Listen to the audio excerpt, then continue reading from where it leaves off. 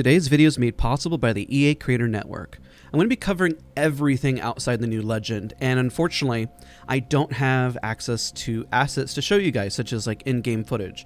But I can promise you everything that I'm going to talk about today is coming out in Season 14.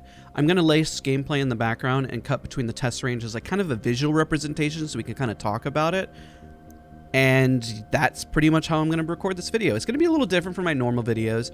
I wanted this to feel a little bit more like a conversation piece, but also highlighting very big details to you guys about the new season. Now, I'm standing in front of the care package weapons because I'm going to talk about those first. So what I'm going to do is I'm going to timestamp every bit of news, and I want you guys to comment. Commenting is very important because I don't know if Respawn is actually going to watch this video or not. But if they do, I'd love for them to see directly your feedback, your thoughts on what you feel about every single one of these changes. Because I will be submitting this video over to the EA Creator Network, and they may watch it. That would be kind of cool to know if they actually watch my content or not. I think they do, but hey, you never know. Now, care package weapons. This is going to be a big topic. So the Volt and the G7 are technically leaving the care package. What's going in is the R301 and the Bocek. Those are two of my favorite weapons that are going in. Now, I am actually a huge fan of the Volt and the G7, so technically there is a bit of a little love to going back into the loot pool, which is very interesting. And honestly, that's a great combination, the G7 and the Volt together, so that's going to be exciting to have. Now, with the R301 going in and the Bocek going in, there has to be a meta change, especially with the loot pool, especially when it comes to light ammo density. So let's talk about that next change. This next change, I'm not sure how you guys are going to feel about it. Let's go over to the Spitfire and stand right in front of it. Let's look at the Spitfire. This Spitfire is actually going to turn to light ammo. Now that is definitely a big change, partly because, you know, you see a lot of heavy ammo here, and the Rampage and the Spitfire both share heavy ammo. With this major change, I think this is personally a better loot pool density rather than having so much heavy ammo in one area. When you look at the heavy ammo versus a light ammo, granted, yes, the G7 is going to come back to ground loot, but we don't really have a full SMG type light gun really going to be in the loot pool, and I think having the Spitfire switch over is going to make it a lot healthier considering the R301 is going in. Now, let's talk about the next big change, because this also balances out the heavy pool loot pool essentially. I'm right in front of the Wingman, so I guess you kind of know what's coming. The Wingman is going to have sniper ammo. Now let's let that sink in for a minute. The Wingman is going to utilize sniper ammo. Now what does that mean is that it's going to compete with your favorite snipers. I mean, there's not a whole lot of sniper ammo on the loot pool, but making the decision between running a longbow and a Wingman is definitely going to be, well, a lot more intense of a decision, especially for endgame, depending on how much ammo that you do have on the Wingman. Now, there are some changes. We're going to talk about the hop-ups in a second. The one I want to cover next is going to be the first hop-up that's going to be brand new, and we'll cover it on the channel. Be sure you subscribe, by the way. I know we don't have any visual assets, but when this comes out, I'm going to have a lot more details in regarding what actually changes and what doesn't. Now, a new hop-up that's coming out that is going to be for, I believe, most of the SMGs and light machine guns is going to be a laser sight. So I'm hovering over right now the R99. From what you can see here is because this is actually going to reduce the hip fire spread. It's also going to be very impactful for weaponry like the Spitfire. Now, don't quote me on this. I got to check what does take the laser sight, but I believe it is a mass majority of the weapons on Apex Legends, from my understanding, but I will get confirmation on that. But the new hop-up is going to be the laser sight. On launch, I promise to have a guide breaking it down and detailing it. I do know that it was shared with us during the presentation from EA that you can change the colors of the laser sight, especially if those who are visually impaired and can't see any specific colors. Then don't worry, you're going to be able to change the color so it's not just red. You can change it to light green, dark green, blue. You can change that laser sight to what feels most comfortable to you. Now, this is another one that's a big change as well. I'm going to go over here and hover on the EVA 8, because you'll notice that the Mastiff is still going to be in the care package because we highlighted that together.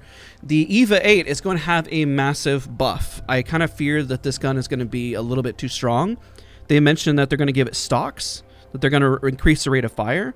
And the goal is to be agile, and they're going to be adding the double tap back on the ground loot, which means that, yes, the G7 Scout is going to have the double tap added to it as well. So we got the EVA 8 and that as well. Now, I'm going to hover over the 3030 specifically here, because this is an interesting change. What's coming back is the Skull Piercer. It's going to be added both to the Wingman and the Longbow. But I'm hovering over the 3030 repeater right now because it is also going to be able to utilize the Skull Piercer, which is very, very interesting. It's going to get separated out a little bit from the G7 Scout, give it a little bit more bang for its buck, but maybe give you a reason to run it, specifically depending on the weaponry that you're trying to load out with. But also because the 3030 uses heavy, it doesn't use sniper.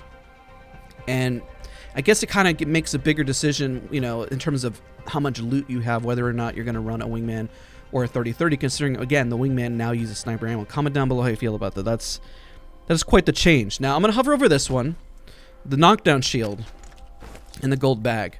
These are two major changes coming to the game. Okay, I'm moving around because it kind of gets me a little anxious thinking about these changes. It's good, Ed. It's a good change, honestly. The gold bag perk is going away, but it's moving over to the knockdown shield, meaning that your self-revive, your gold bag revive to your teammates is going to be on the knockdown shield, which makes a lot more sense for legends like Newcastle, who benefit from the knockdown shield. So that's going to be a big change in that regard. Now the backpack, you're probably wondering, what is a backpack going to do? Well, it's going to increase the amount of items that you can carry within batteries, med kits, and Phoenix kits. You'll be able to carry 3 batteries instead of 2, 3 med kits instead of 2, and then your Phoenix kits go from 1 to 2, so you'll be able to hold way more batteries across the board. Let's say you have 5 slots full of batteries, and you know that's going to be increased to 3 instead of 2. That's a much larger number, so that's what the gold bag perk comes in, to be able to hold more health items and resources for your team. Healthy change, the gold revive, ladies and gentlemen, has officially been removed from Apex Legends. So that is quite the change. The frustrations that you get in ranked, high tier, I don't know how you feel about it, low tier, but the fact you're not going to see any self-reviving anymore is going to be quite the change. I'm not going to lie, it's definitely going to change. Let's cover quickly. We happen to be on the Kings Canyon map technically by the test range, so I'll stay in the center of it. Technically, all the changes coming to Kings Canyon that you saw in the trailer, I want to let you know that Relic is going to be, I guess, what you consider like the new Skull Town, essentially. Cage is getting reworked by removing its top portion. The section to the right of Cascades, that major hill, got a rework. The Broken Relay reworked is now called Basin, so they're reworking that section. And they cleaned up pathing in sections to encourage positive rotations. Now, I saved this portion for last. I'm going to go back into the main menu because I want to highlight the fact that the level cap increase is changing. Right now, I'm currently the highest level at level 500. Now, this is going to change. It wasn't very clear in the trailer, and I feel like it's misleading, and I feel like people saw the 500 to 700 and are going to get absolutely triggered. So, technically, the way it works is that it increases through, and the video, the title is not clickbait by saying level 2000. That is not clickbait, and I put it at the very end of this video because it's definitely going to spark a lot of debate in a good way. Essentially what they're doing is they're increasing it through by having 500 loop an additional 3 times, making the effective level increase to 2000.